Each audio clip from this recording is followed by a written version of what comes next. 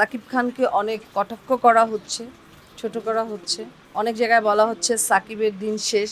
ব্যক্তি সাকিবকে দোষারোপ করে কোনো লাভ নেই। সাকিব খানের কো-আর্টিস্ট এরকম যে তার পাশে যদি একটা কলা গাছকেও দাঁড় করিয়ে দেয়, সেটাও দর্শক লুফে নেবে। এই মুহূর্তে আমি কোনো সিনেমা দেখিনি, আমি রিভিউ দেখেছি এবং দর্শকদের যে মন্তব্যগুলি আমি দেখেছি ছোট ছোট ক্লিপসে। তো ইচ্ছা আছে অবশ্যই ঈদের সিনেমা দেখব, প্রিন্স দেখব। আর ওই দম যে সিনেমাটার কথা খুব বলা হচ্ছে, খুব মানুষের মুখে মুখে, খুব নাকি চমৎকার গল্প দিয়ে তৈরি। তো আমার দেখার ইচ্ছা আছে।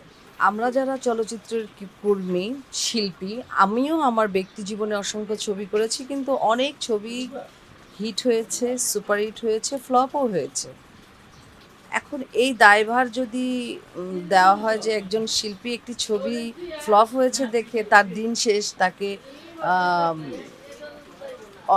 সাকিব খানকে অনেক কটাক্ষ করা হচ্ছে, ছোট করা হচ্ছে।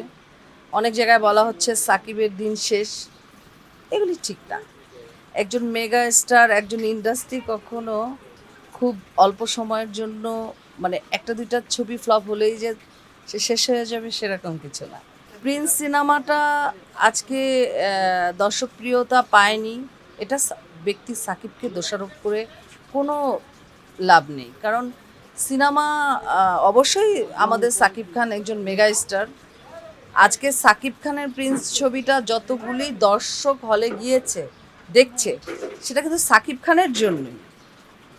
সাকিব খানের কো-আর্টিস্ট কে আছে সেটা কিন্তু, সাকিব খানের কো-আর্টিস্ট এরকম যে তার পাশে যদি একটা কলা গাছকেও দাঁড় করিয়ে দেয়, সেটাও দর্শক লুফে নেবে। সো অবশ্যই যদি প্রিন্স ফ্লপ হয় কিংবা দর্শক চাহিদা পূরণ করতে ব্যর্থ হয়, সেই দায়ভার আমরা গল্পকে দিতে পারি, অ্যারেঞ্জমেন্টকে দিতে পারি, কিংবা মেকিংও দিতে পারি।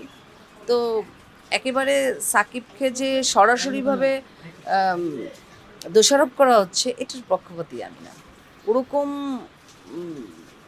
দর্শক প্রিয়তা অর্জন করার মতো নায়িকা নেই। আর আমি পার্সোনালি যে মন্তব্যটা করতে চাই যে বাংলাদেশের যে কোনো নায়িকার সাথে যখন সে কাজ করে, তাকে জড়িয়ে যে স্ক্যান্ডেলগুলি হয়, এই স্ক্যান্ডেল থেকে হয়তো বা পরিত্রাণ পাবার জন্য সাকিব খান বাইরের শিল্পীদের প্রতি ঝুঁকে পড়েছে।